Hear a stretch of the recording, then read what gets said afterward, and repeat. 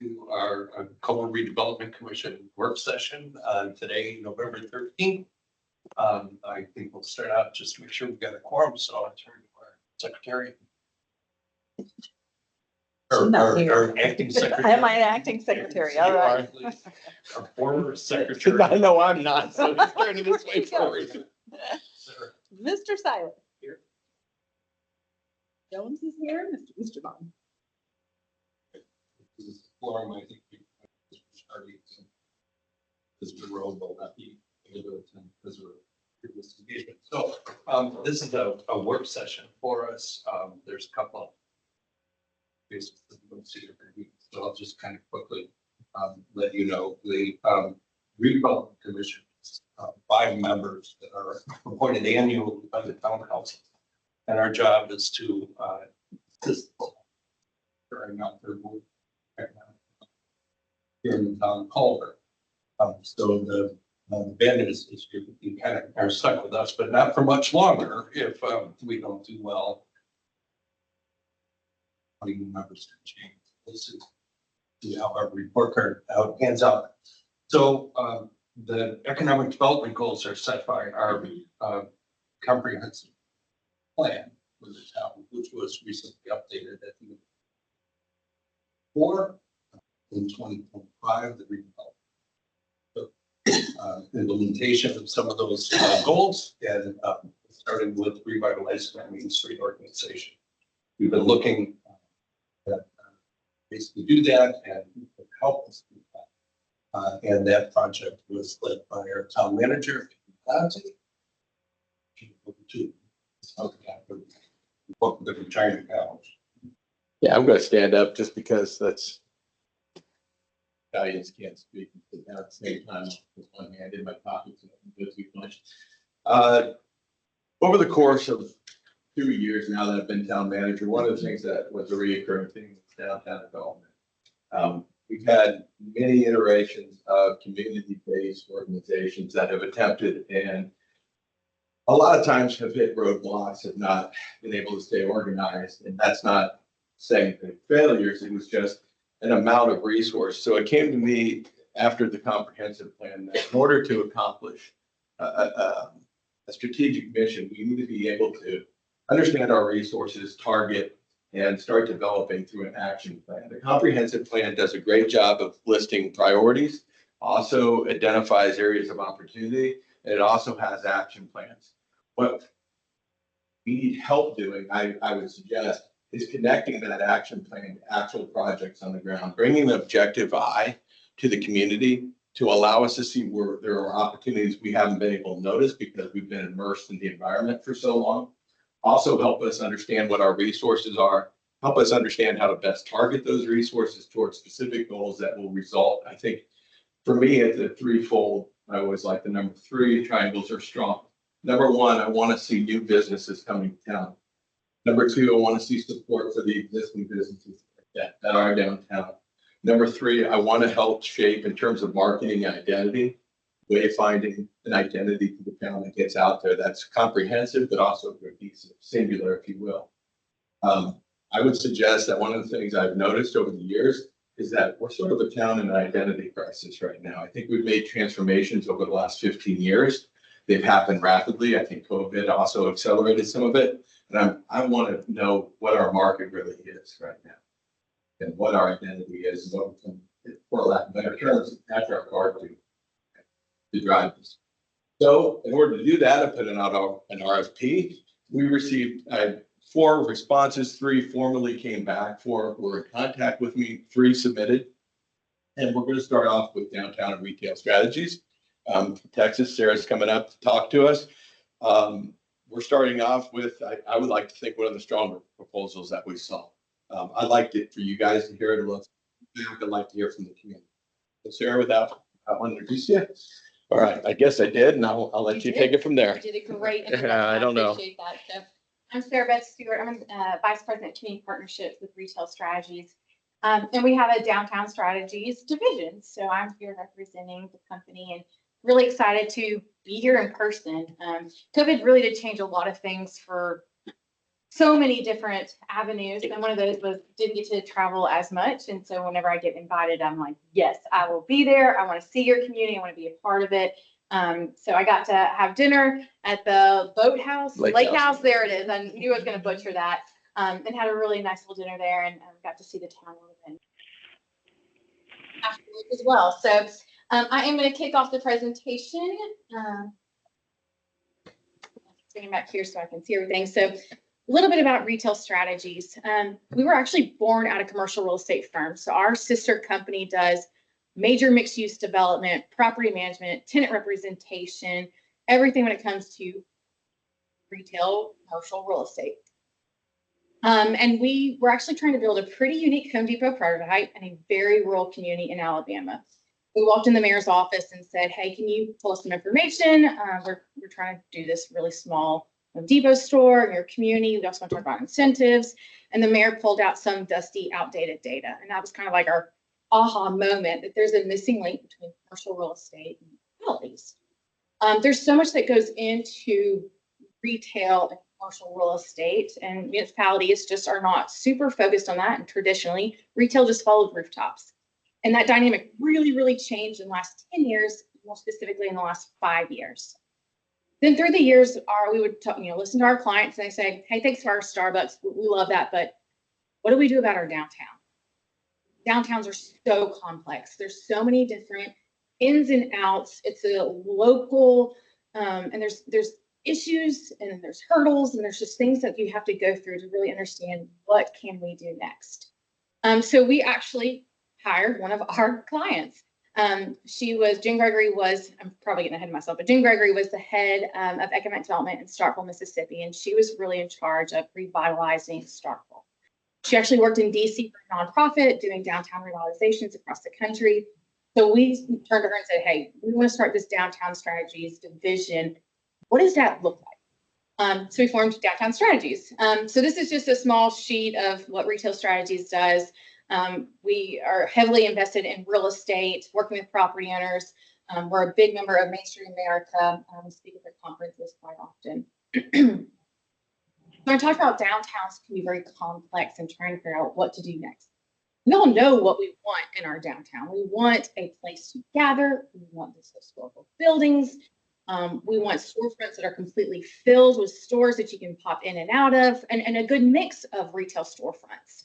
We want sidewalks that are very easy to travel down and to be able to see where you're going. And of course, we want it to be beautiful with public art and street trees and whatnot, and of course, tons of events. It's really hard to know, where do you even start? How do we get there? And master plans are great, and we love master plans. They set this great, big, beautiful vision of what we can do over the next 20 years, and it gives us a long-term vision. What sometimes master plans don't have is an action. What can we do right now? Yes, there's this grand idea, but what are all the many steps that get you to that 10, 20-year vision? So our plan is all about being bite-sized.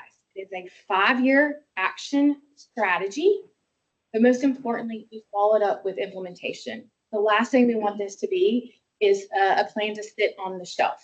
Like in my example earlier, in that small town community that we asked the mayor for some information, he pulled out something dusty and outdated. We want this to be implemented the day it is adopted. So it is very bite-sized. It's very action-oriented. And it focuses on what you can do next. Not everything you can do and everything you should do, but what do we do now for the next 0 to 9 months, next 1 to 2 years, 2 to 3 years, 3 to 5 years. Again, really focusing on that implementation support. I mentioned I got ahead of myself. Here's our team. They are downtown practitioners. So Jen Gregory has worked in many, many downtowns across the country. We hired Jeremy Murdoch about 3 years ago. He's got a huge passion for just local action teams. He is the implementation guru and is truly just someone who can take a big vision and say, okay, let's take this complex issue and turn it into something that we can do right now.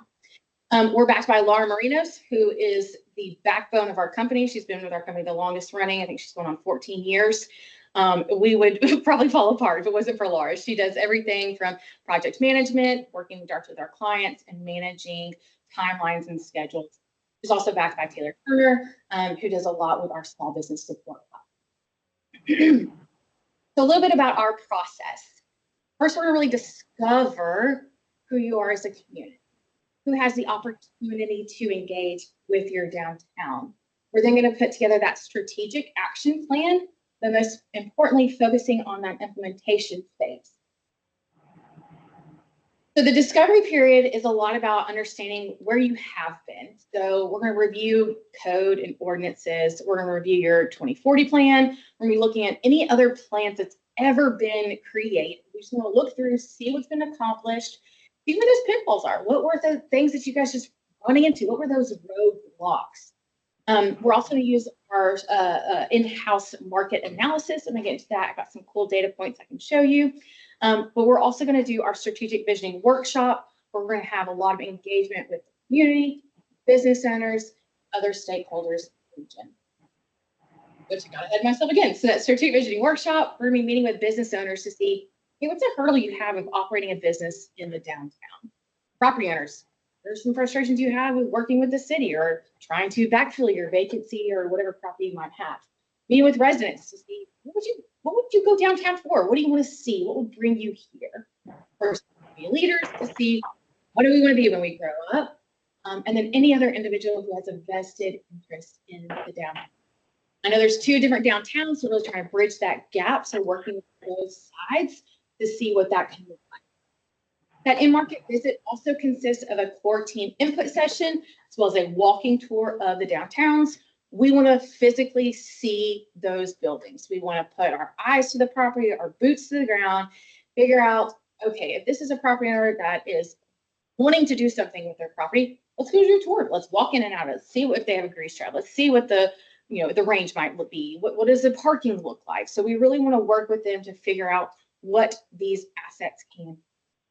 And then that stakeholder input session, again, talking to those different individuals. Sometimes it turns into a little bit of a therapy session, which is great. We want to hear some of those pain points and those hurdles because you got to overcome those to go move forward. We're going to pair that with our market assessment. So we work with several different data providers out there to understand who the consumer is. You all probably have smartphones.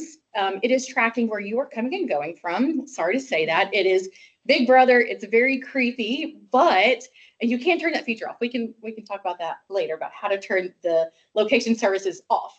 But your phone is tracking and pinging where you're coming and going from, and that data is being collected by all the other data providers that are out there, Facebook, Meta, all those things, AI. But from there, we're able to track mobile phones to see who's coming in and out of the area, who has the opportunity to engage with the community and the shops, and what are their buying habits and spending patterns. There were several reports listed out in the RFP. We're able to accomplish all of them, but specifically want to talk about a few of them. The supply and demand is one of those. We typically call it the retail leakage. So it's basically saying what money is being spent outside of your community that could be spent inside of Culver. And it's very granular data. We can talk about very high level, a huge number. Here's the millions of dollars being spent outside of our community. But then we can also tell you how much money is being spent on apples. I can tell you how much money is being spent on men's underwear in your community. It's very interesting data just to see exactly where people's dollars are going. So if we see from that report that a lot of people are shopping at this one specific brand for this specific asset or whatever it might be, we want to see how we can keep those dollars local, whether it's telling a local business, hey, if you just increase your selection of men's underwear, you will have more people shopping here, or whatever the good or service might be. Or maybe it's, hey, we need to look at bringing in that type of business that would sell these goods and services to our community so the dollars stay local. So that supply versus demand is a very interesting report. And again, it gets very granular. But we also want to benchmark Culver to other communities. We call this our peer analysis. And it's probably one of my favorite reports, specifically because it says, here's who we are as a community based off some demographics. So daytime population, household income, and then we start to look at other points of interest. Hey, it's a tourist destination. Here are the other points of interest, distance to a major metro. So we start looking for communities that look very similar to Culver and saying what retail has located there that has not located to Culver. That starts to begin our prospect list. And we're going to look through that to say, hey, this would be a good fit based off of the different data points. But it's really interesting to see, hey, our peers, we have 7 peer markets, and then they each have an average of 10 restaurants, and we only have 4 or however many that is. That starts to show you, hey, more restaurants could be successful here based off of this information and data. That was just for an example. It's much more deeper than that. We're also going to be looking at the current downtown users and who can also engage with the community, again, based off that mobile data study. So in the picture you see on the map here, I did a geofence around the Dollar General, which is sitting right here. I know the picture is a little blurry, but the geofence then said, who are those consumers coming in? So the darker shaded fuchsia pink colors is a higher concentration of consumer coming to that specific Dollar General compared to all the other Dollar Generals in the area. The lighter shades is just going to be a smaller concentration of consumer coming into that Dollar General. And as you can see, this area right here is shaded lighter shade. There's a Dollar General right there, and here, different things here. So from there, we can draw what we call our custom trade area. This example specifically, the computer drew this for us. We would partner the community to say, you know what? No one is going to drive past this Dollar General to get jobs. Or maybe you guys say to us, yeah, actually, because of the lake or whatever the situation might be, they are going to come to our Dollar General. So having that local knowledge is also really critical. So as you can see, the data point there is showing 19,000 consumers. So what's really important about that is that retail, doesn't matter what type of business it is, typically really just wants to know who can engage with their community. Retail doesn't see municipal boundaries. They want to know how many consumers can engage with them. So that number is showing within that trade area, there's 19,000 people that are coming in and out of that specific Dollar General and have the opportunity to engage with other shops. What's really also important is that you have a growth percentage. So you guys do. Not every community in Indiana has a positive growth percentage. It's declining. So it's really, really exciting to see a growth percentage there. So by 2028, we can expect about 19,629 consumers. Sometimes that data is skewed a little bit because you might say, hey, we've got this big residential development coming in, or we have this situation, whatever it might be. So we always want to take that, again, that local knowledge into account. And last but not least is targeting that future consumer. Calibrate Competitive Insights is one of the newest data providers we just invested in, and it is extremely interesting. It profiles your residents, your consumers. So on the little white little graphic there, you can see this is the top 10 or top few of the consumer profile. And they're lumped into different categories, and they've got these really cheesy names. But I think they're pretty cute. I think they're pretty fun to see. Okay, so camo and cornfields is your #1 consumer. That is that profile. We're actually going to click on that and follow that link. Yeah.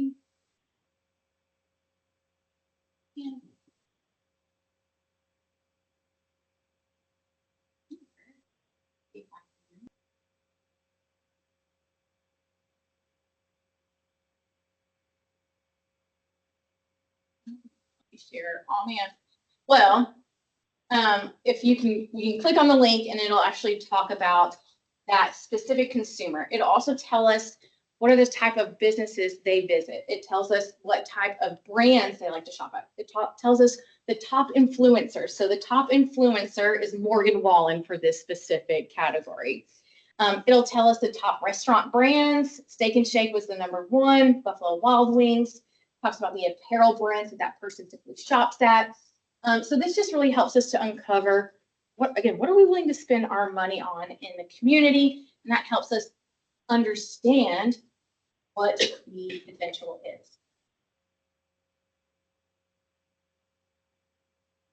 This is another mobile data analysis that I did off the Lake House Grill. And again, just showing you just how many people are coming in different areas and different pockets of the region to come and eat here. This is a really cool thing.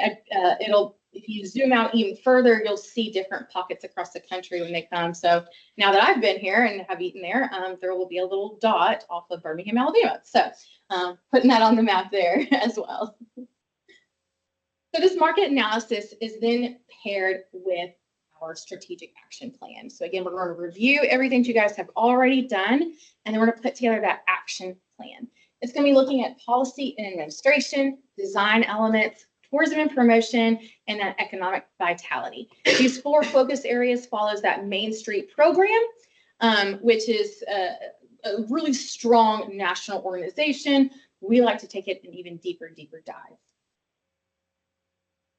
So for that policy and administration section, this is really going to be looking at what can we do to become business friendly. And there's going to be different situations that we're going to say, hey, this is the type of incentive we need to offer. Or there might be a situation where we need to work on a vacant property registry ordinance or different other ways to incentivize vacant property owners to do something with their piece of real estate. So this is all about dangling that carrot in front of it, and then also having the stick to really say, hey, let's guide this public investment or private investment into the development ways that we want to see in our community. Design is always a really fun one because that's a visual aspect. And a lot of times this is really important for the community to see and be a part of. Sometimes it's hard to see what's happening on the back end in community government and city government and town government. But the design element, you get to see. You get to see the street trees, the art, the murals, whether we're painting the sidewalks, whatever that could look like for the community. It really is that vibrancy view of it. So we're going to be looking at what is very customizable to the community. So if we said, hey, we want to do some sort of connectivity, what does that look like from a design element? We want to be able to see visually the connection of the 2 different downtowns. Tourism and promotion is the other one that's really, really fun. And again, it's about connecting the dots between the downtown businesses and other attractions, whether that's, hey, looking at current events that you are doing, or maybe it's like, hey, before COVID, we did these events and they were really popular, and for whatever reason, of course, it went away, and trying to revamp them. Or if you've got some events and you're like, hey, how do we make it even better? How do we spruce it up? How do we bring in more people, even more than what we're already doing? And of course, you've got the lake, you've got assets that a lot of communities would just be so over the moon excited to have. You guys have them, so it's about strategically placing them so that you can increase that tourism and promotion component.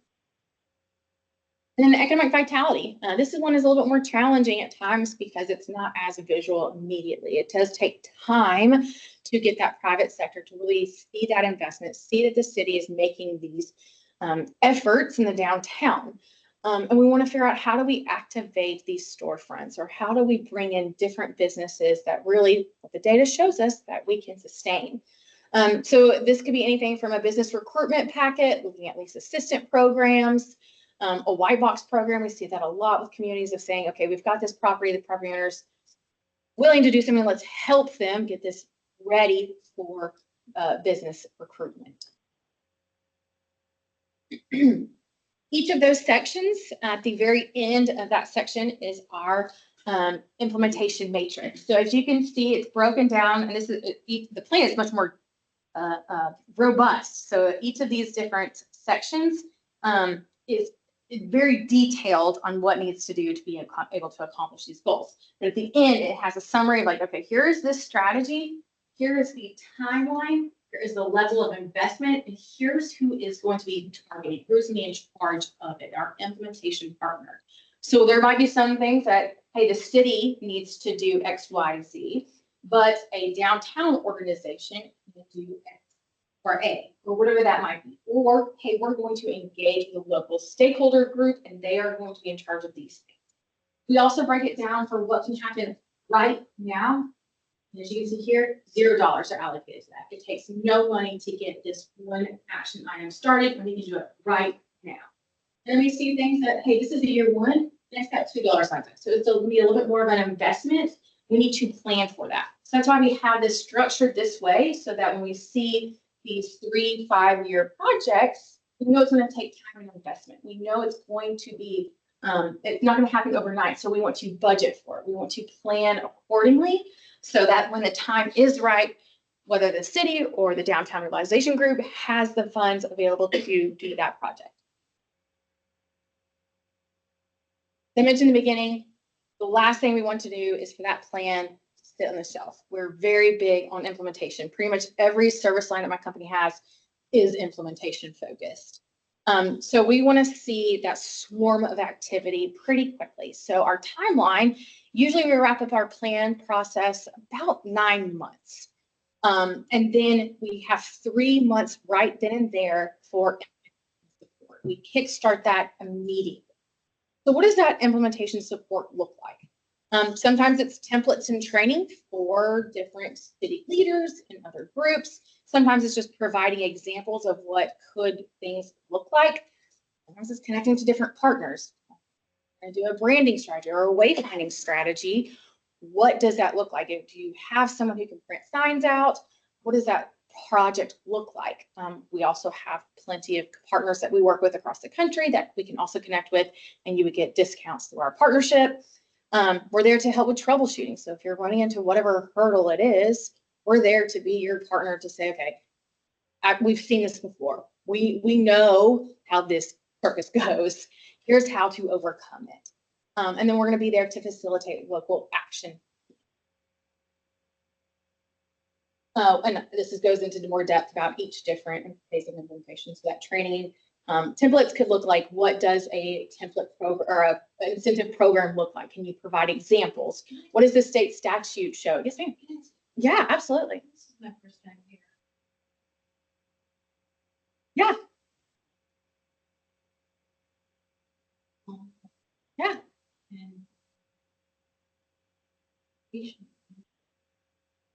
And place bigger, busier. Well, not necessarily make it bigger and busier.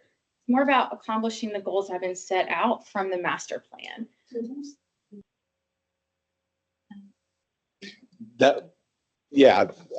For the, what was about about a year and a half ago, we actually adopted a comprehensive plan that was 5 years, 3 years in the making, but had 2 years of feedback and sessions that went on through the community. And essentially it prioritized and listed data that was received through that feedback in terms of where the community could develop, should develop, and spend its resources. Not necessarily making it, I think the word, you hear implementation, and I think the word is bigger, but right now, for example, Culver has actually declined at 300-400 people in its population, and that's being modest. The school is in a declining population mode. One of the things we hear from business owners downtown is support. We need support. We need to generate customer business coming in. You've been around long enough to know that we have a vibrant tourism and vacation spot. How do we take advantage of that? It's certainly not trying to change the physical landscape of Culver and trying to balance that change with a healthy kind of that traditional understanding of Culver is something that is key to this. It's not at the cost of the lake or for the local community.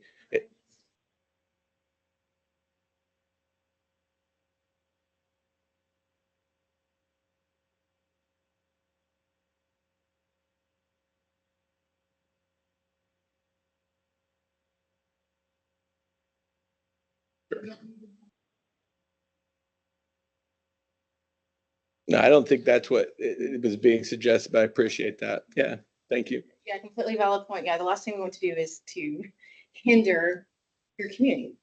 This is where you live, eat, and breathe all day. We want you to continue having that unique sense of vibe in the place that you love. It's just about broadening some of the opportunities and for businesses to feel supported and loved. And they'll get a lot of information from the data that we'll provide to them, so they can increase their same-store volume. That's what we're here to do too. Is if the data says, hey, again, as I mentioned earlier, if we find out that there's a huge opportunity for men's underwear in the community, like if there's a local clothing store, like, hey, just increase your opportunity, what you have available in your store, and you'll have more people shop in your store. And so that's the data that we would have access to share with them. And I think that term vacant property, when she's talking about that, it's not necessarily land. Yeah. We've got a lot of empty storefronts, buildings. Yeah, that have been all full and flourishing for years. Mhm. And there's any number of reasons why they are vacant. What are those reasons? Let's track that down. Yep. That is a tale as old as time, is that vacant property. I mean, they're not local. You know, they're just sitting on this asset, writing it off. Well, let's figure out how to make them do something with it. I mean, that's where that stick and the carrot method does come in and say, hey, you can't just sit here on this vacant piece of property for a year on end. You have to activate it. So at the risk of over answering, put my 2 cents. Well, thank you. I'm going to tell you that I personally spent a lot of time that because we need to make sure we don't lose. And I want to make sure you know that we know. If you do avail yourself of the comprehensive plan, it's called Culver 2020. It's available online through the town website. You'll see there's part of the plan that speaks directly to that and says, we got to save our main street. You know, we got to save our schools. We got to stop the population from going like this. And it's, you know, but we got to do that in a way that doesn't.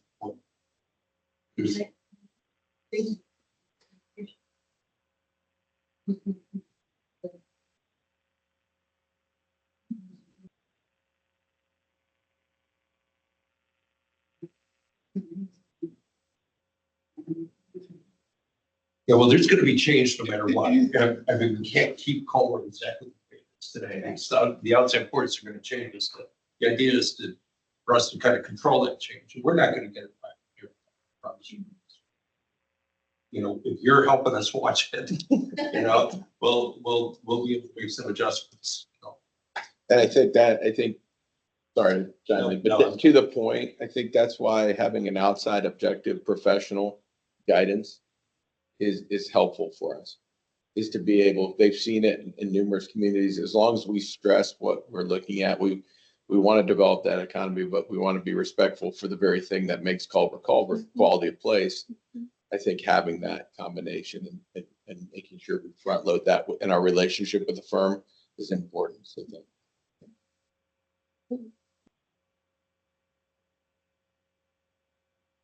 And you know, as I mentioned, connecting different partners, whether that's if you wanted to do a specific thing that we need to look for outside consulting again, we're there to help provide the right partner for those different projects. And of course, just troubleshooting. What is an idea that we have that we want to change or we want to see implemented, or if we did a roadblock or need advice, whatever that might be.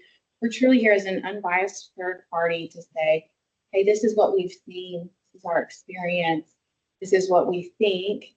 Let's work through that process to make sure it is exactly what you want it to be. And this is where we take it and say, this is your community. Then we're going to let you pull yourself up by your bootstraps kind of thing. So we kickstart that implementation by facilitating local action teams. And this is where we find engaged citizens like one of you guys in here and saying, what are you passionate about in your community? We have these different strategies that we're wanting to implement. Here's ones that we want to work on first. Let's engage with people who are passionate about those specific strategies. And we set up these local action teams, typically within 5 to 8 people. Sometimes it's city council staff, sometimes it's just like yourself, sometimes it's business owners, whatever that could look like. Again, who's passionate about those specific strategies. That one local action team is going to be in charge of one specific strategy in the plan. We're going to do our workshop where we go through and say, to accomplish this strategy, what needs to be done? And I'm talking about everything. I mean, every single item needed to accomplish that strategy. What needs to be done? We're going to write it down and we're going to start planning. So this is what needs to happen first, second, third, and then start delegating out. So this is the person that's going to, hey, Mary, you call on XYZ. Hey, Sally, you're going to be in charge of talking with the city to see if we can offer XYZ, whatever the case might be. So we're going to be going through delegating those different items out to your local action teams. And we are here and we have our 30 for 30 meetings with them. So we attend every single monthly meeting. That 30 for 30 meeting says, what did we accomplish in the last 30 days? What are we going to do the next 30 days? Again, the last thing we want to do is to waste taxpayer dollars by letting this plan sit on the shelf. We want to see it implemented. We want it to be adopted, be exactly what you want it to be, and then implement it. So these different local action teams will be working. Sometimes there's one at a time, sometimes there's three at a time. It just really depends on capacity within the community. We understand that some people are going to be more engaged at certain times in their life. So with that 5 to 8 people group, if someone says, hey, I lost my job, or hey, I'm pregnant, or whatever the case might be, I'm gonna need to roll off this board. Okay, let's plug someone else in, really holding that team accountable. We know that certain times of the year, also during the holidays, sometimes it gets a little stagnant, but we want to be able to encourage them, keep them accountable, saying, hey, we're going to keep working through this specific process. So that's really the end of my spiel. Love to open up to conversation. Any questions that you guys have, I'm here to answer. Any thoughts? So when you were talking about the data gathering, about how many people came from where, what's the time frame that you look at? Oh, good question. We can pull all different types of timeframes. The one I showed you was a yearly rolling year for when I pulled the report, I guess, yesterday. So yeah, we can look at different timeframes as well.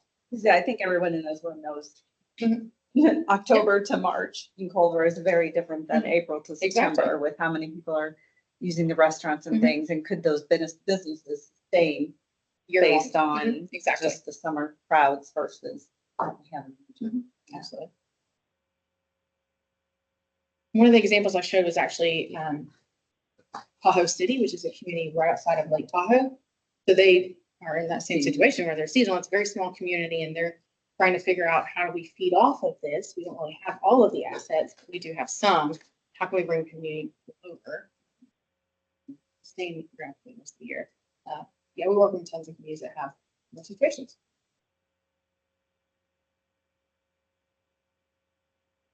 Yes, sir.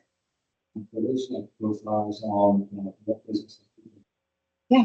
We also include find scenario, stuff like that. I think it actually did. I think it showed like what gyms they went to, different places they visited. It showed a ton of really cool information. I'll show it to you afterwards. You're welcome to stay later, and I'll show it to you. And it's a profile, so it won't show every single local business.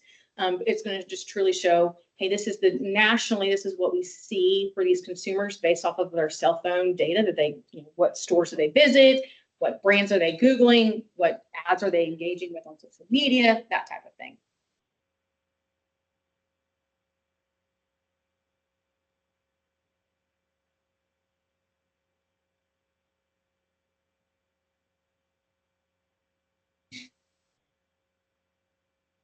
Yeah. I'm wondering for the immediate action plan, it's like says in 5 years compared to 2040. Yeah. For the whole calendar that you're looking for the local poker events, will there be representatives from your community going out to the local store owners and discussing with them what the events might look like in addition to the ones we already have? Yeah, that strategic visioning workshop, we want to engage with the storefront owners or the business owners, saying, hey, what events have gone well for your business? So, Friday night stroll, have those been successful? What did that look like for your business? Did you see an increase in your business? And we can help them find where that data is in their point of sale system. We've seen a lot of times business owners, and whether they're using Square or those different type of point of sale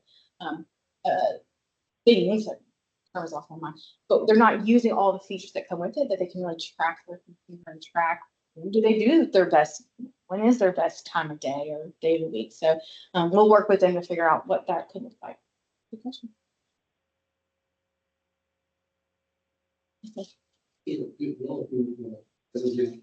I'm based in Birmingham, Alabama. We've got an office in Fort Worth, office in Atlanta, office in Starkville, Mississippi, and we've got 2 remote employees out in Colorado and California.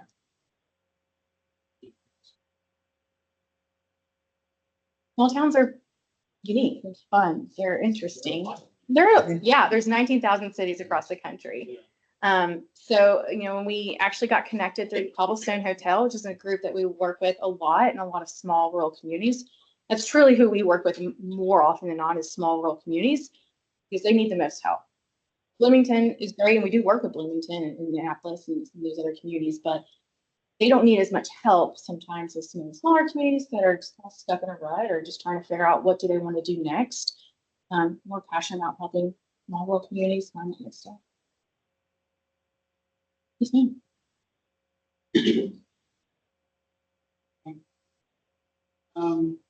We were talking there, we have activities. Yeah. We're, we've got outside a little bit of the boundaries. If there's not like. Yeah. Oh, good point. It's not directly. Mhm. Right. We're, Mhm. right. Big crowd. Mhm. In other words, finding those places where. Mhm. Yeah. Likely to everything that's, we bring back.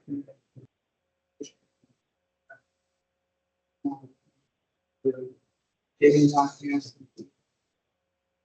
Yeah.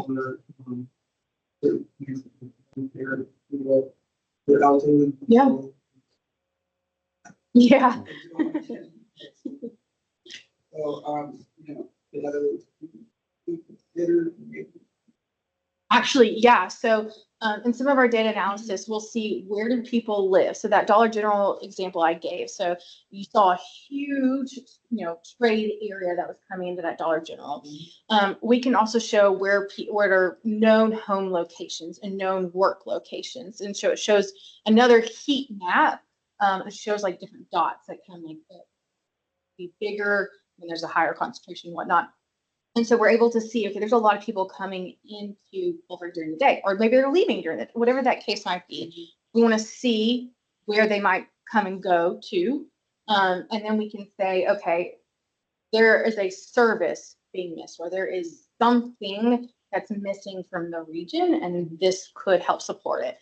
So there's various reports that we utilize to see what that full picture is. It absolutely is a great point to say, hey, rising tide floats all boats, right? So we want to help lift up the entire region. We want to help Culver, right? But we also want to help.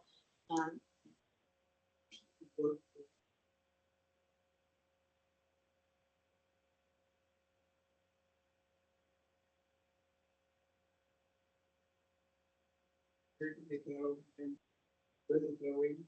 Yeah. Yeah. There's retail shopping, there's things like Mhm. outside, there's what's in and what these stores.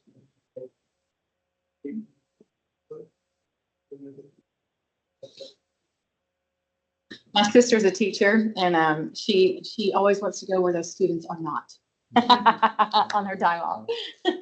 That's a good point. Yeah. What can we offer to that consumer and give them an opportunity? Had to laugh. You had the camo country Yeah. category. Where's the nearest hunting and fishing store that's in this area? What were the other categories? And we got off. Oh yeah, we can go back. There it is. Kids and country, scenic seniors, dirt road dynasty, rural retirement, cornfield cabernet, wide open spaces, #America, small town satellites, and Southern Cross. And are those our stats? Yes, those are your stats. Yep. Based off of that Dollar General trade area, so that bottom graphic where it shows the geofence around the Dollar General and all the consumers. So that's the top personality groups based off of the trade area. That come to our Dollar General, Sir, and then it's up top. I think so, roughly somewhere in there. 42, 48, 58, 60.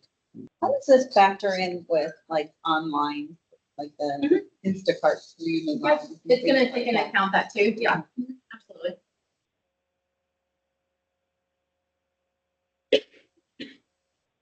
I think something like that with Dollar General would be interesting contrast with one of the restaurants Oh, yeah. downtown. And that's a Let's good see. point to make is, when we partner with the community, we're not just gonna look at this one geo.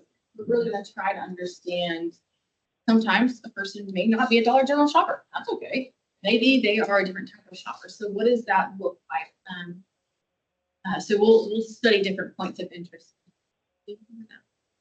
So you can see where you're coming into a geofence. Any idea, and kind of riffing off the question that was asked, what are people leaving this region to go to South Bend or Indianapolis for? Yeah, and that's something that we could drill into, and that's that retail leakage, Mhm. that supply versus the demand. Right. So here's the supply that is in the community. Here's what the current community has to offer. The stores inside of Culver, they have to offer.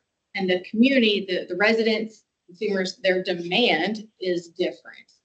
So where does that skew? Is it a leakage or is it a surplus in different goods? And it could be, Just enough again, as we can filter. say, like we can talk about men's underwear, or apples, or hammers, or tacos, or whatever that might be. We can really drill into a lot of different data points to understand. When you talk about that, though, you're talking about basic goods, and it's, to me, all outline nonsense. So no one's gonna come home, things I under, I don't think. So I would think that we would want something is builds a unique. Yeah, very unique. And that's typically what we want. That. Yeah, and that's typically what we want to see in a downtown. We don't want a national chain. We want a cool local concept that's entrepreneur driven. I will ask you this though, because I usually include this in presentations, and I did not kick myself. What percentage of shopping is done online? Or percentage of it? Talking about my wife, or are we talking about, I'm sorry. Hopefully This not is overall listening. shopping. So all shopping, everything lumped in, everything you would spend money on, Oh, so if you're including automobiles? all everything. 37% done online. Let's do this. Price is right. 37. Anybody want to go under me, above me? Love. You going below me, Marty? All right. You got 20? I got So- 15. Anybody? Where you at? Most, I heard someone say 80. I usually hear that one so much. It's all like, and even in the graphic we usually use, we have 3 different numbers, and one of them's like 80%, one's like 37 or something like that percent. The other one's like 16%. It's 16. Mhm. Oh, On you have 15, Downs wins. Even during the pandemic, when a lot of shopping was Where'd done you guess that? online, I think we saw it top out about 18 to 20, maybe it was probably closer to 20%. I'm trying to remember the numbers. But when we came back out of the pandemic, we were so starving for connection experience that we see a lot of that has bounced back differently. Now, certain goods and services, like it is 80%. I mean, men's underwear, probably 80% is done online. Your wife is probably shopping for those specifically. But we still need to get groceries, and that sometimes is not always easy to do. You can't just get bananas shipped to you from St. Lucia. You gotta go through a store that's local. So all that to say is the brands in the retail that have that experience focus are winning. Now, some restaurants are struggling a little bit, specifically because of the economy right now. It's kind of ebbing and flowing. So we're seeing that restaurants specifically in the next holiday season, and that's another data point we pull is during the holiday season, what can these local businesses expect? And one of those points that we actually talked about in our office earlier was restaurants can expect a smaller percent during this holiday season, just because we as consumers are tight-lipped with our purse strings. So it's all about how can we encourage these brands to bring in their customers. Again, they've got to win the experience. We all want to have that connection. So when brands have poor ratings and reviews on Yelp, that'll hurt the business.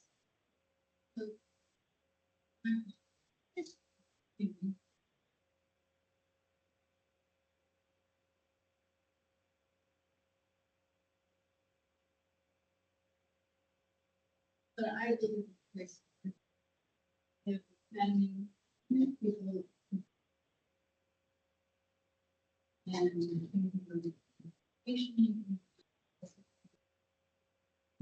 houses here, living.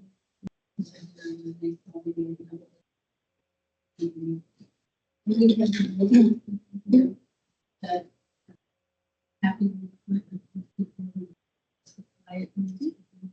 We also have summer, which a lot of people. So it's, I think, bringing up the green doors. And not get too big, make this community. I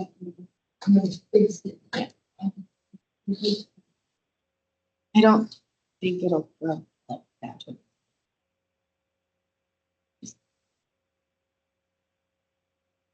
Won't be in our lifetime. Going back to kind of what Marty's suggesting, when you come into a community like this, is step one, and it is step one, because you said it was step one, is kind of ascertaining data and finding out who the consumers are and what are our potential markets. Would that be fair to say? From that data, do you help shape an identity, if you will, that makes us, because again, you're right, we're not cookie cutter, we're not bringing in major chains. I have a gut reaction what our community is and what our market is, but I think that more than anything is something that interests me. Like, how do you go through that process? So here's the timeline of events. So we start off by doing our kickoff call with our core teams. Really, this is where we say, hey, send us everything you have. Just drill into plans, code, ordinances, incentives, all kinds of things. And then we have our discovery phase. So that's when we generate that market analysis, really studying those market gaps, taking into account the community input surveys. And then we review all of those different things. And then usually in month 4 to 5, again, scheduling, permitting, all of these things. We do our in-market strategic vision workshop. Again, we want to engage with the stakeholders. We meet with business owners, property owners, open to the public, just you're doing that walking windshield tour just to see everything that we can see. And everything that we see for ourselves. And when I say we see, like we're walking into these properties, we're talking to these people, understanding where are you? What do you want to see in your community? Pairing that with that data to get together that market analysis, that strategic plan all comes together. So month 6 is when we deliver all of that extensive data, and even more so because there's thousands of reports that I can share. I mean, it's truly mind-boggling how much data and information is out there. And then all of that helps us form our downtown strategy. So that's going to be presented virtually. The community has time to say, hey, we don't want to focus on XYZ. Okay, great. Well, let's just pivot that a little bit. Let's figure out what is that really into that very detailed, what do we want to do next? And then you guys have time to submit different visions. And then once we have that adopted, we have our implementation jumpstart call. So again, we don't want to sit on the shelf. We're going to start working through that process.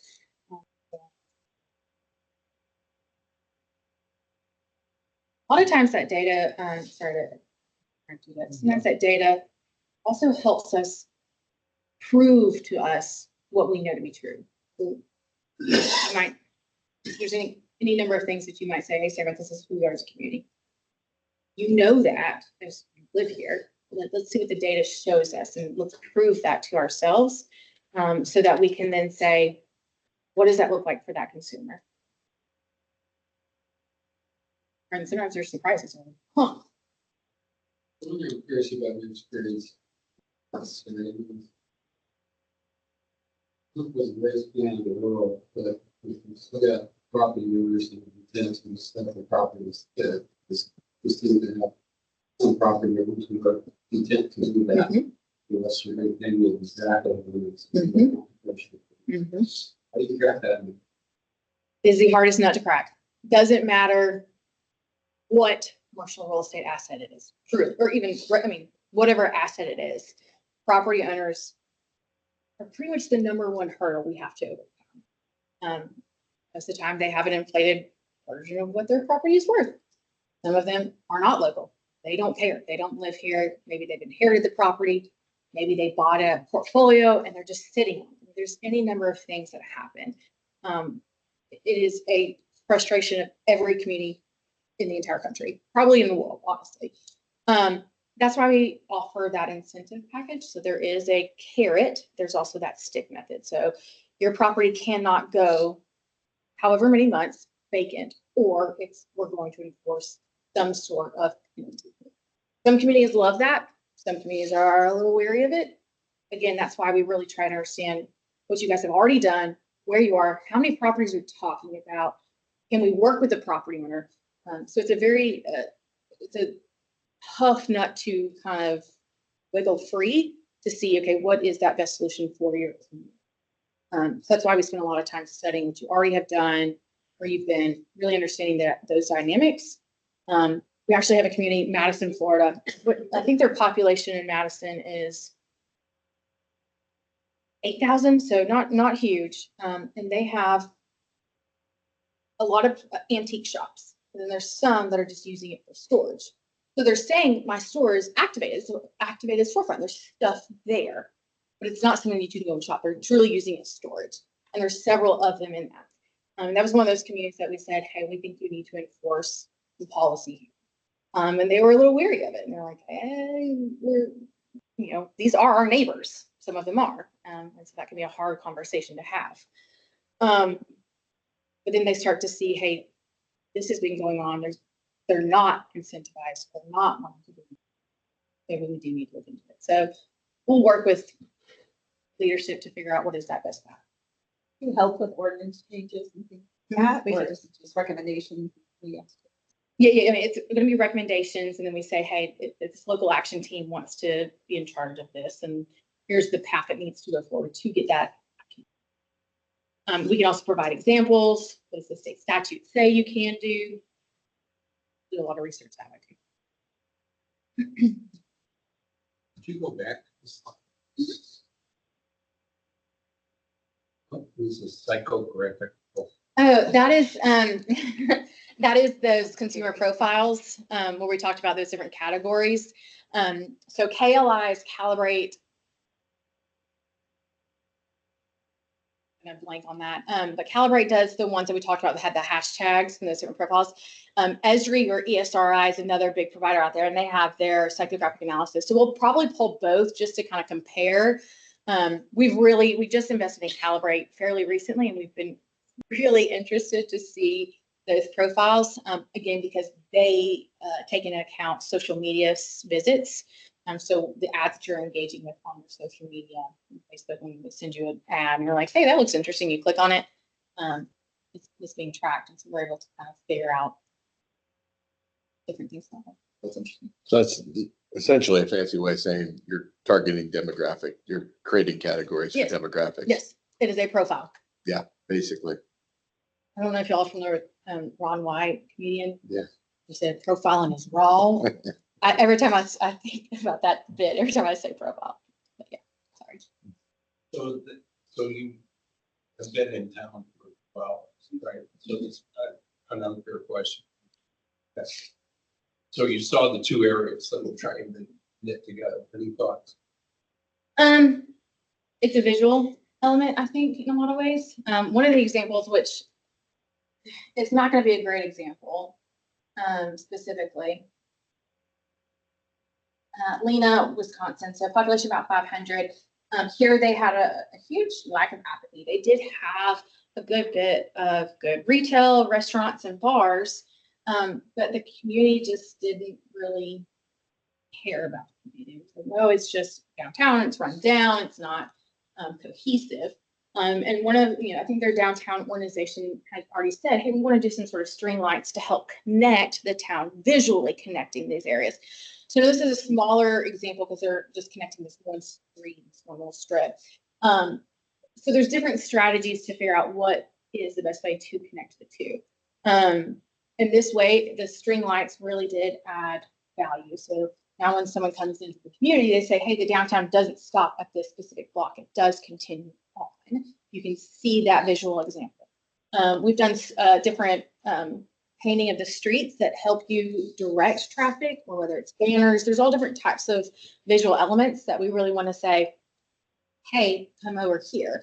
Another community is Alachua, Florida. They're also fairly rural. I can't remember their population off the top of my head. They had two different downtowns. One was very robust and happening.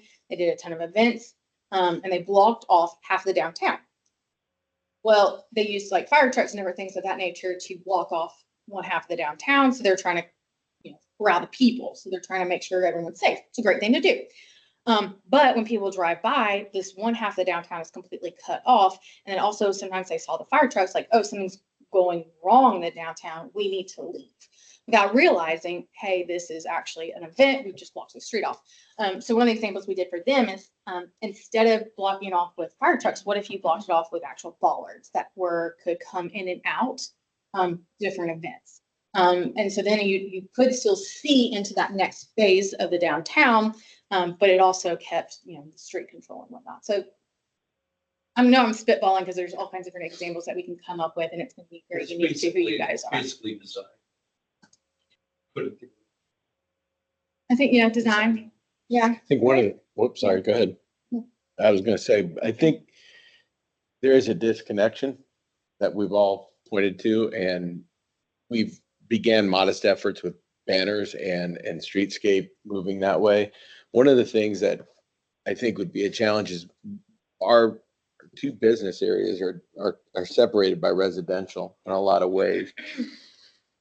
And coming up, I don't want to say a solution, but a way of thinking about that, seeing where we have opportunities to start infilling maybe, or bringing those businesses, communities together through the development of that small, it's the broken L, right? It's going around the corner at Lakeshore. And is that something that you guys can come in and give assistance? Yeah. So another example that I was actually, my brain was going to, and I sidetracked it.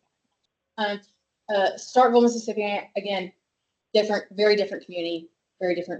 But specifically in that situation, the university was very far away from the downtown, and there was a very big blighted area between the two. Jenny Gregory, she heads up downtown strategies. Her experience, she was economic development director in Starkville, and she was there to bridge that gap. So they coined that area as the Cotton District, and then they started to slowly revitalize different parts of it. I actually have a before and after picture that I can send you later of, there's a rundown. I don't know if it was house or what it was exactly, but it was run down. In the code, we said, okay, this needs to be storefront. The storefront needs to be right up next to the sidewalk, parking in the back, signs to say where parking is. And then the second floor has to have an apartment or two. So that has the residential component where people can live, but also engage with different businesses that are going to be on the bottom floor. So we helped with overlay districts. So in each different area of the Starkville community, each of those different areas had a certain overlay code that it needed to follow. So there's an after picture of exactly what I said, a storefront on the bottom and then apartments on the second floor, parking's in the back. It's right up next to the street, so people can go in and engage. So I can definitely send a before and after of that because it's really cool thing. But again, it might be infill. It might be any different number of things to figure out. Well, maybe property doesn't need to be developed or just doing different areas.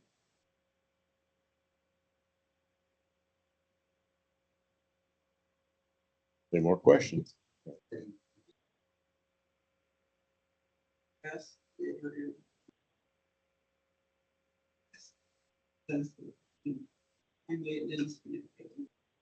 I'm going to anything. Yeah. That's probably the and that's the message. House where we was about the thing with my life.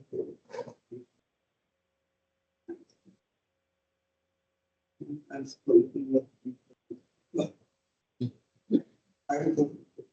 I would have gone to the football game too. But, it's also things that happening. And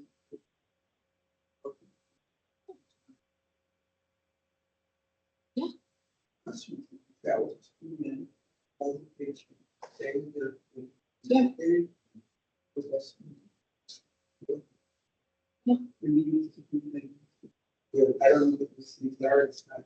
Yeah, That's your chance. that is my job. Yeah, something to do besides just purchase. Good point.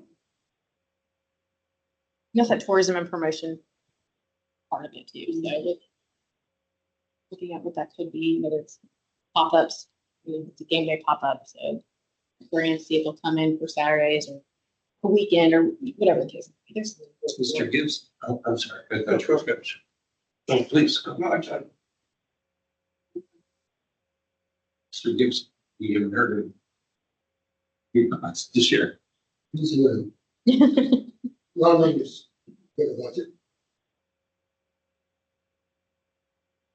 Good question. Yes, we do.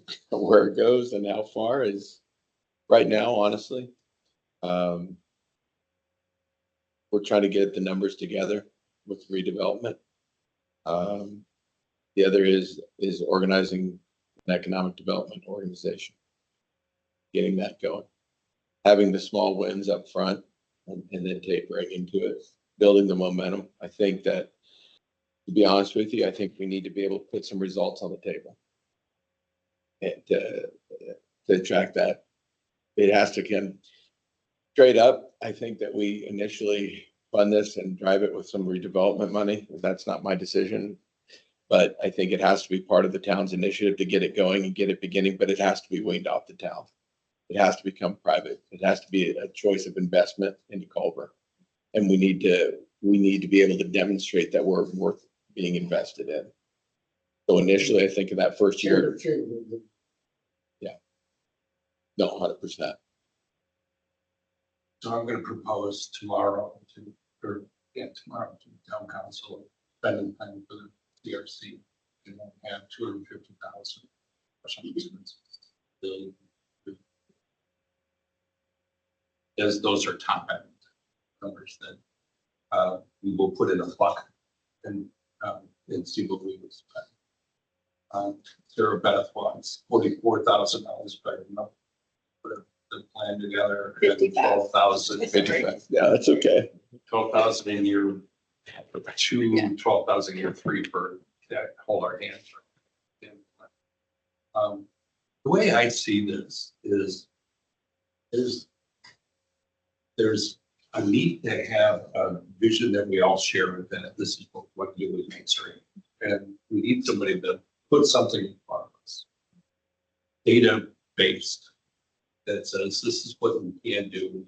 This is how long it will take. This is how much it costs. Are you behind it? You know, and if you're behind it, then this is what you do first. To me, that is an important thing to have. Now, what comes out of that plan is to me, I'm dying to know. You know, is it a 10-year, you know, or is it a glorified facade grid program with wayfinding, or is it $20 million? You know, where on this continuum? You know, does the data say? And to me, there's value in learning that and then agreeing on it.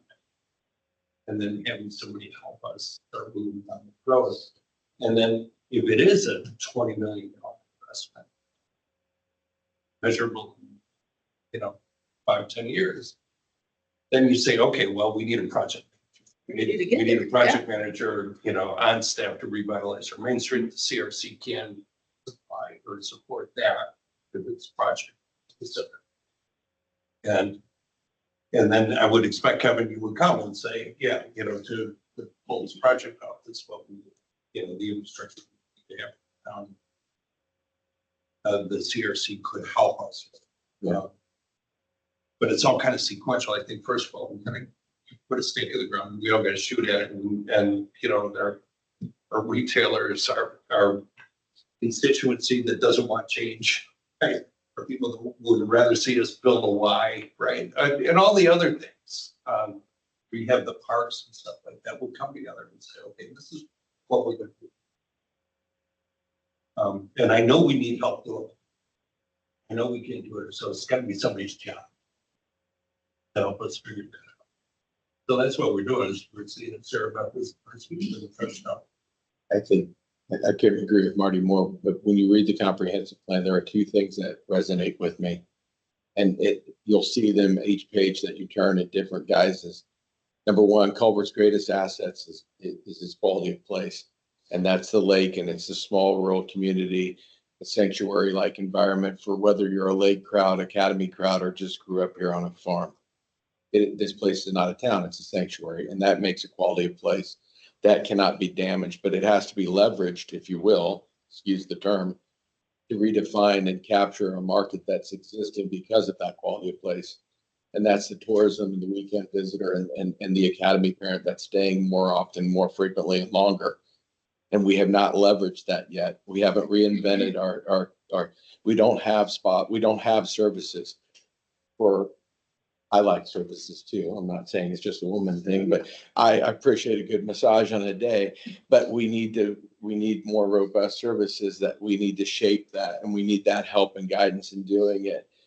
But I think having those two combinations, and that is so clear in the comprehensive plan from what I read, we are a quality of place and we are a recreation forest market with a school academic environment.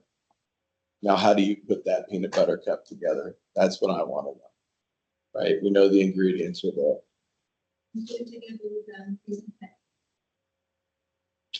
That's always a goal, isn't it? And I don't have that decision because I don't vote. So I'm a manager, so I get that out. But that's a absolute goal, right? Not to put the burden on the taxpayer, minimize it and keep it low.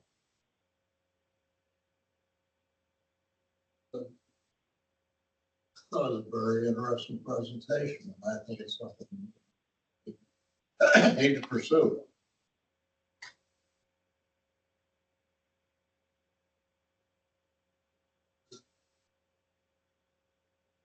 Let's call. I agree as well with the other presentation. By the way, it's not an official vote. We're just talking. Yeah, we're just- yeah. Yeah, we're not voting. But I think we Yeah. need to move forward. It's a work session. Yeah. We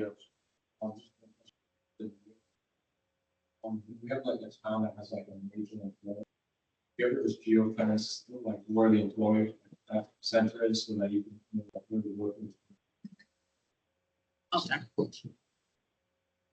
Is there any online interest in the questions or anything?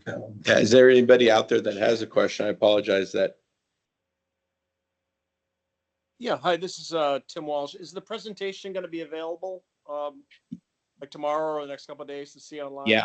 Yeah, I can absolutely put it. I'll post it. If you'd like, I could post it on our Town of Culver website. I'll make a link to it. Very similar to the 2040 plan. So it'll be on our front page. You can click that link and the presentation will be there for you to look at. And again, I apologize for the lack of visual tonight. That's all right. Yeah. But it was good to listen anyhow. Thank you to everyone. You're welcome. You're welcome. Anything else? I'm not seeing anybody. And again, we'll make this available online. I appreciate that from Tim. We'll definitely get that Yes. from you, Sarah. You can email it to me. Yep. All right. Great. Mr. President. All right. And I have business cards if anybody wants to snag one. Give me an email.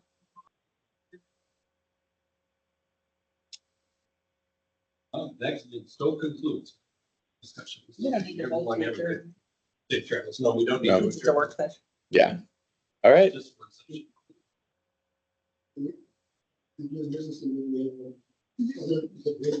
Yeah, we work with Bloomington, we work with their downtown organization, so DBI, Downtown Bloomington 8, specifically on a downtown revitalization plan. We're also working with their small business support group there, so we have a small business their community. We also work with Richmond, Indiana, specifically on their downtown, we're doing business recruitment there. We're working with Warsaw as well, doing business recruitment. And I'm sure I'm going to leave somebody out. I'm going to feel so guilty about it. But no, yeah. And what make sure you show. We have plenty of references. You can give them a call. Thank you.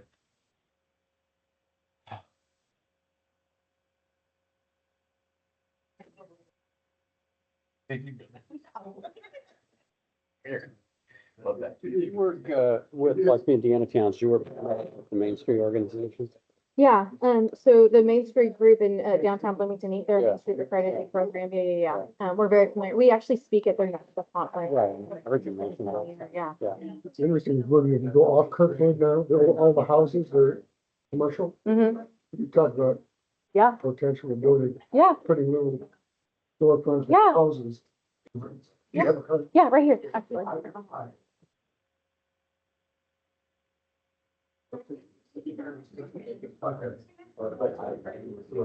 You don't get to vote on it.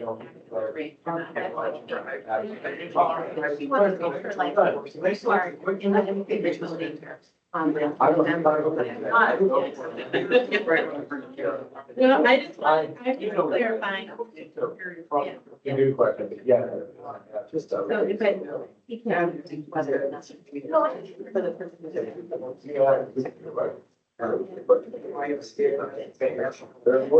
I think you're right. He just said, yeah, she's like, oh, no, we're not talking about it, Kevin, we're done, we're not talking about it. Okay, good. Yeah, yeah, I do too, I do too. See you later, sir. All right, thank you. Yeah. After the first snow. You have like, how now you have a profile. Yeah. No, it's always. Oh, I do not. It's like 40 years, 20 or so, whenever, like, I did something funny, like, I don't regret it. You shoot me an email? Yeah, or all the way around. And all of that. But it's, you know, when I look at the pasture. I don't know how that was included in this whole thing. But that's. I don't know if it was Right. I'm not interested in the bus. I understand. Or it's- We try to go to park. See what this. Well, there, I'm sure. It's like the I-40. Well, right. 90 miles per hour. So they get colleges going for children. Yeah. They have a little health club now. They have a restaurant. Are you? We were, okay. I thought you were.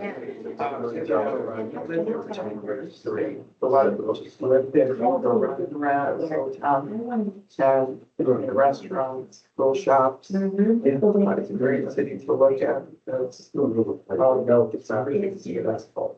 It's no dinner, it's kind of dead. Yeah. And then over time, just definitely. Well, that is our right, yeah, but they, what this, nice to meet you, thank you. Yeah, very nice restaurant. Thank you. I've sent different people here, Sam, to show you their athletic programs. Yeah, the 40 schools, the 540 schools. This is about the Yeah. Money's flowing there for sure. Yeah, but it was never the issue, with them, that have all the parents' bodies. That's. That's something. You have to be that way. You have to Airbnb. I live in town.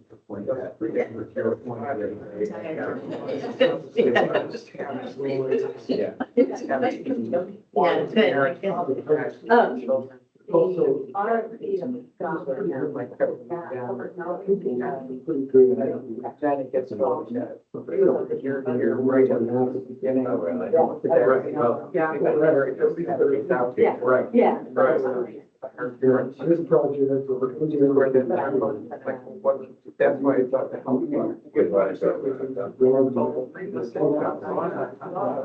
So take a workout. If you're not what you can, there's no way. I might. You could just direct it.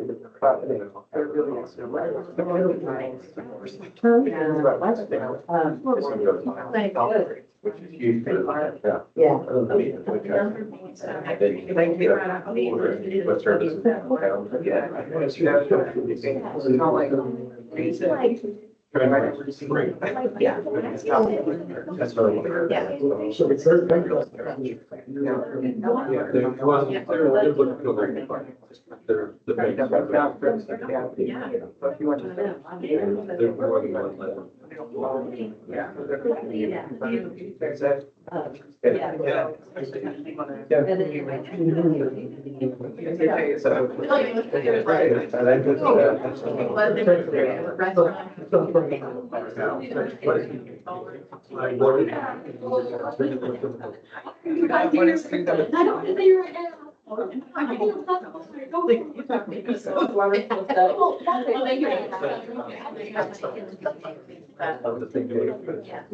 I've got his back. Yeah.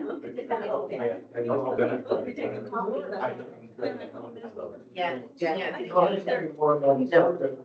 Yeah, right.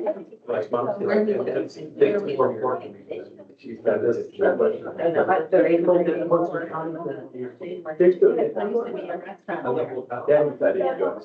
When it looks like you were having, you were gonna do it. Yeah, I mean, I'm like. We got, But he's. we got property. Yeah, you have to go next day, so, you know. Yeah, really good. I gotta file every one he's ever had. Yeah. We're bringing her to all the meetings. I mean, this is her consumer analysis timeframe. It's the number, whatever, analytics, it's the number based on actual questions or individual person. This is what my kids are writing down. Right here. Yeah. Yes, listening to future meetings. Kids talk. So this is Avery. Avery. Now, Avery, over. Culver community. Yeah. And what that is. Yeah. So your method is in a lot of ways my daughter. When my daughter started her first grade, I taught there for a year. And she decided that wasn't it. And she went back to the beginning when we had a fantastic experience. She's at Butler right now. Go speak to the college. That's where. Yeah. They got 2 more years of grad school. All of that. It's so long. It's fun. In a private school, I can't honestly feel bad. I get lots of scholarships. I'm all about that. I need to hear some more from you. Yeah. And not about the others. Yeah, I know. We don't talk And about also Scott, I talked to Scott and it was great. So. it. Was good. Yeah, I started an email. We can also connect. Okay. All right, Thank cool. you. Thank you for coming.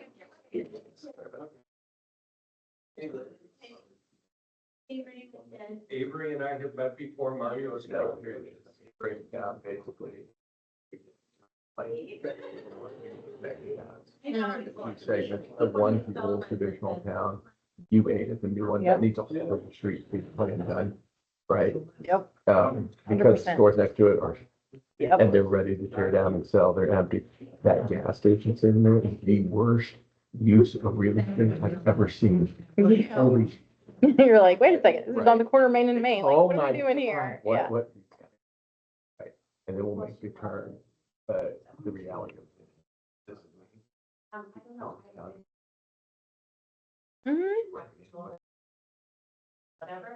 Mhm. I am loving it. So you got, you just did it, out on the highway, we're gonna do the Mhm. right? Mhm. So we'll take advantage of that, develop that corridor. If we can, right? We got the hotel going on Jefferson Street, so right across from freaking kind of a supported income. Housing, but whatever, it is what it is, but we can develop Jefferson down that way, but the downtown is full of bar services stuff. The fact that we don't, I mean, we have one listening thing does it out of that, we have no aesthetic. That's what women come in this town, they don't, there's only so many welcome to Lake signs here, and that's been a problem, right? So it's a tired economy that hasn't for real business. So why do people come to Culver? They want to relax, start with that. How do we build on that? What do we, the kids want something to do. The academy kids that I taught there for 18 years, they have nothing to do in town. Community kids that I coach right now, same thing. So what kind of businesses are educated for that? Right? So we know whether it's a need or driving, but how we fill that will be the creative part. And then help with business action.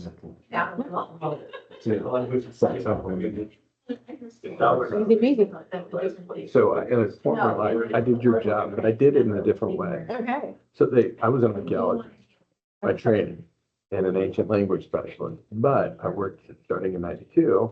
I was in Iraq and Syria and Jordan and Lebanon on the ground assessment. So before geogrids and before analytics and cell Yeah. phones, we were on the ground doing demographic surveys, Cool. dialectical differences in Arabic as we moved through the villages.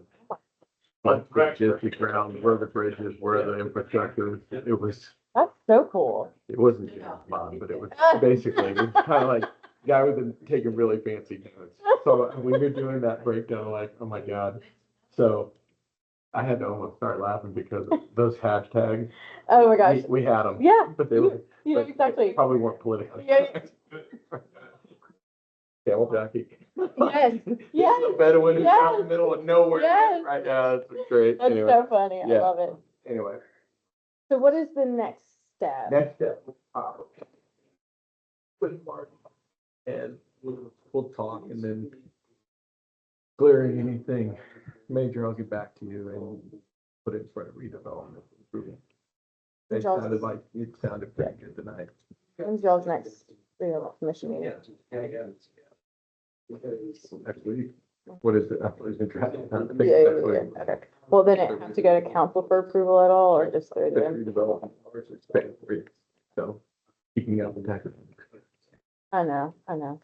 By the way, PS, by the way, the theater's getting tore down by we got great authors. So anyway, there's a Kurt Vonnegut house on the lake, and there's a conservancy Vonnegut group that, it's, they call it. They bought the theater, it's a $5 million project. So we got, set up so much money here. So there's Texas, you heard of the Moncrief family? Texas Oil? I'm Dallas? sure. I'm You're sure. Alabama, aren't you? Okay, so the Moncrief family is the one that Landman. Yeah. That's based on their life. Okay. They went to the academy.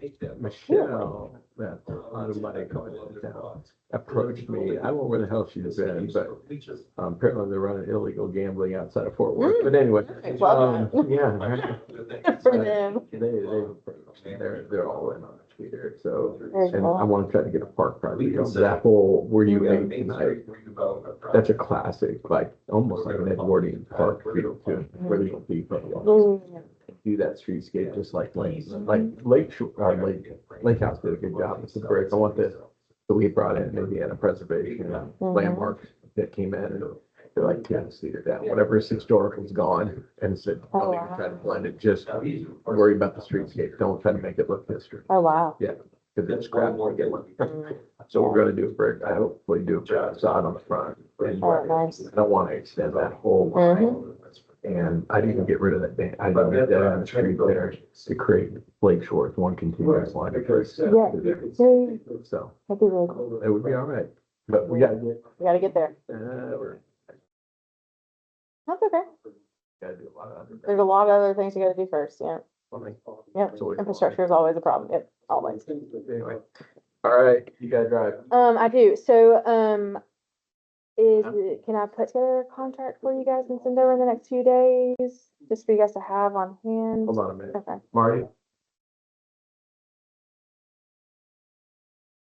Hey, you guys. Yeah, you may. All right, would you like Sarah to put a contract so we can have it on hand? Would we like Sarah's one? A contract that she could email me to have on hand and take a look at? Yeah, yeah. Please do. Yeah, so the CRC meets on the 20th. Yeah, there we go. I'd like the TO to follow it out like the. You may get an answer that quicker. Well, I'm not going anywhere. Yeah, I really so disappointed. The numbers were really disappointing tonight. And we did blast. I mean, Oh, we worked really hard. Y'all, I'm impressed. Do you know how often I come to meetings and it's like 5 people? Or if it's I just think- the board? I think, No, I'm serious. This is low turnout. Wow. Any kind of regular meeting around town here. Really? Turnout. And heck, we just had breakfast. on Main Street last week, where we had a bigger turnout than this. Just Hey. talk about the same topic, right? And it was interesting, we have individuals, Don's a good representation, we have wonderful people who put together the comprehensive plan, and they bring that, we have a wealth of expertise in this community, from financial to legal to, so there's no lack of talent for the action group. Right, it's important. When I say that I was impressed by the group and their engagement, I'm not being, like, I'm being genuine. Like, do you know how many times I go to a community that two people and they're scrolling, it's like, I'm telling I you. wanted to yell out. Anyway, sorry. Yeah, well, we'll put this online. Yeah. And I'll send you the presentation I put together, because I know it's different. You know, it kind of sums up the whole RFQ document, which is really big. This one's a little bit quicker, so I can send that over to you. Okay. I'll do that tonight. You can post that. I get on the road before it gets too late. Yeah. Like me, I'm big sleep. Okay. I'm gonna, what's going on? Good question, Don. Yeah, it was a very engaging group. Good question, Don. So. Thanks. Absolutely, thank you. I appreciate it. But he is going to give back in. Good to see y'all. Thank you.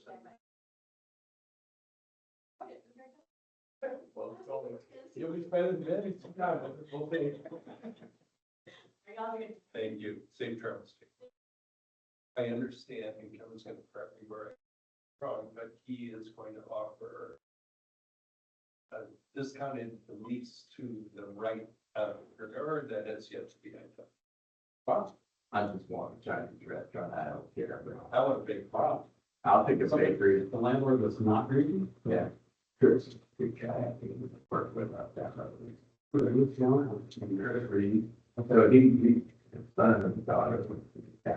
Okay. Chris had a problem. We so now.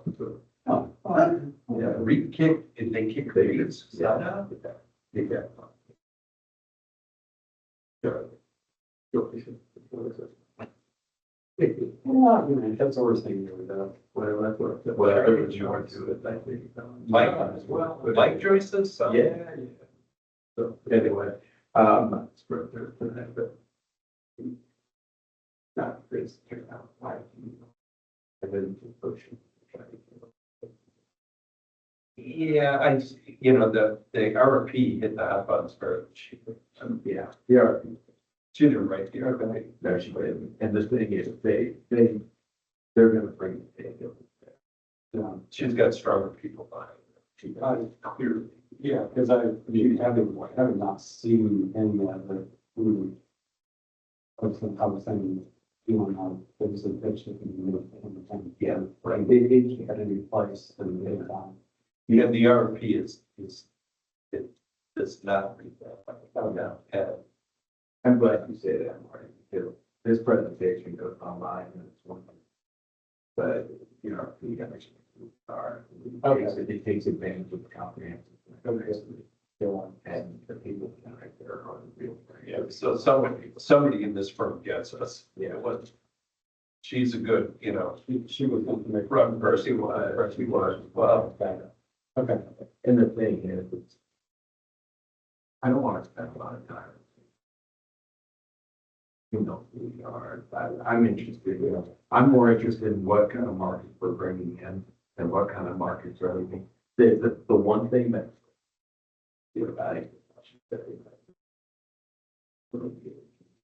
Yeah, that's what I want to know. It's a, Get out of here.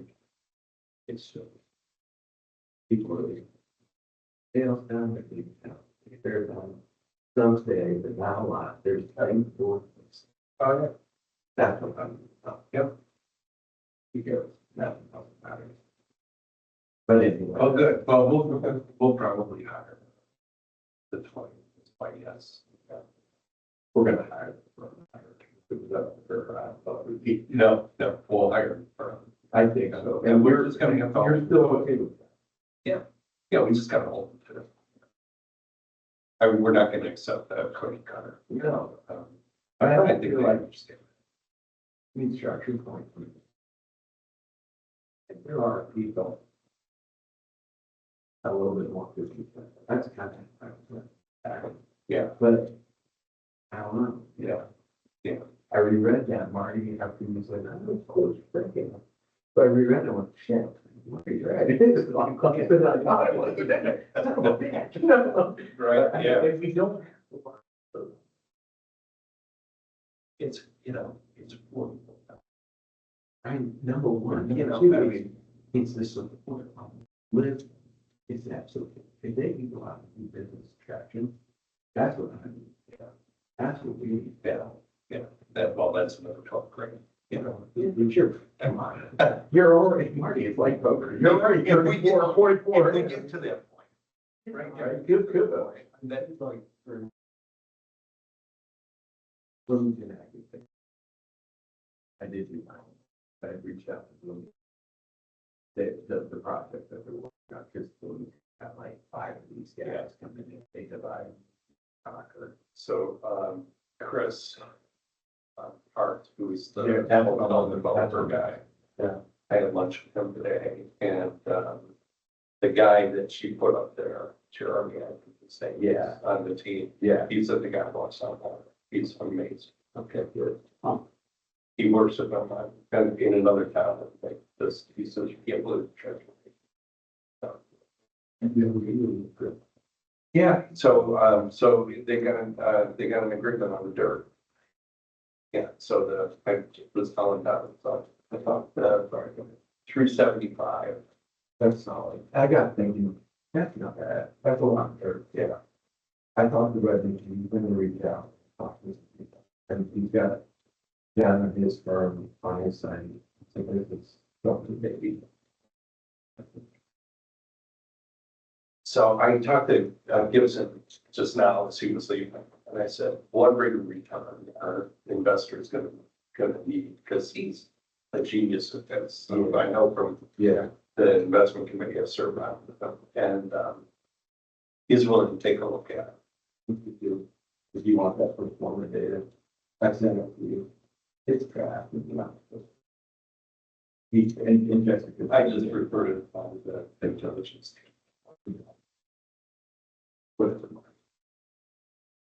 That's not like we see right now. Well, I think he came and I made the offer and I just said, look, I have no idea, right? So I basically did a 1/7 of the property tax, 100% first year, 6/7, a regular abatement, So it's a $500,000 over 5 years, or $500,000 over 7 years, Yeah.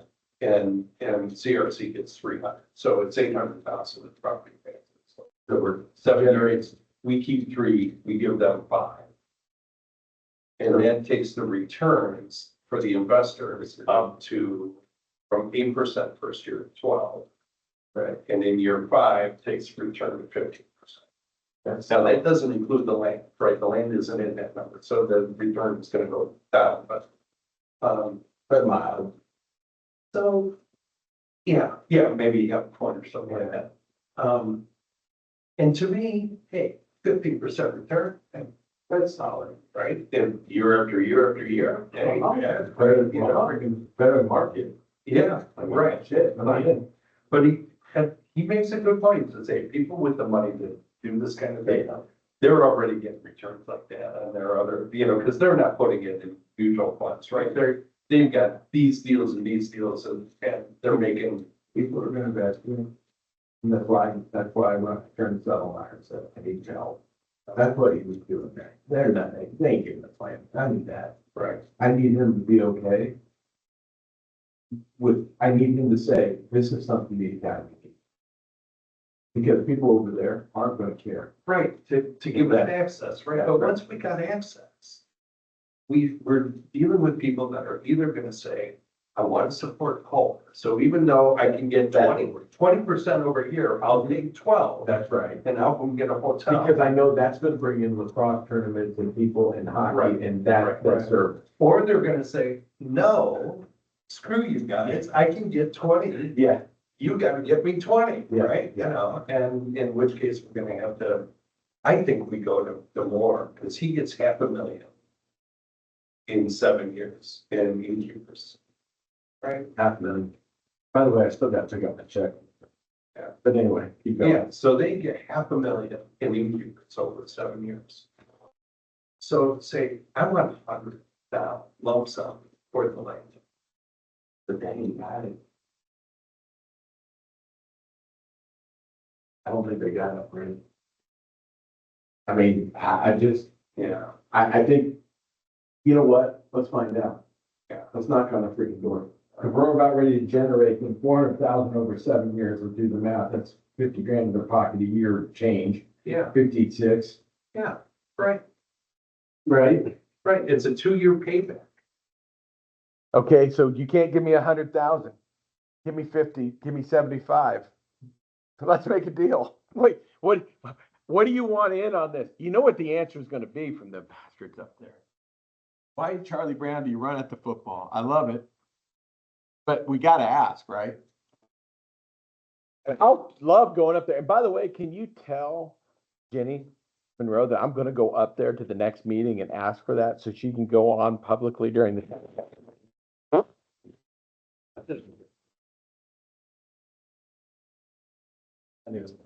Yeah. Hi, Don. How are you? Yeah, that's why I'm asking. Good. Business is good over at the leadership of factory?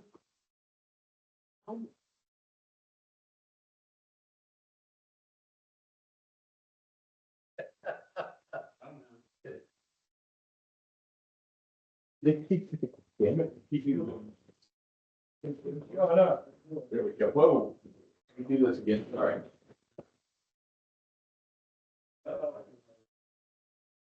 You know what? The lawyer in me is like, this is not made for nighttime meeting. I'm gonna make sure these locked in. Got that.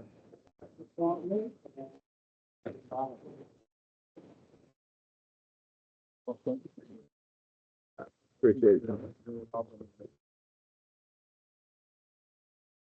Mark was online, by the way. Let you know. I didn't say it for that reason, but okay.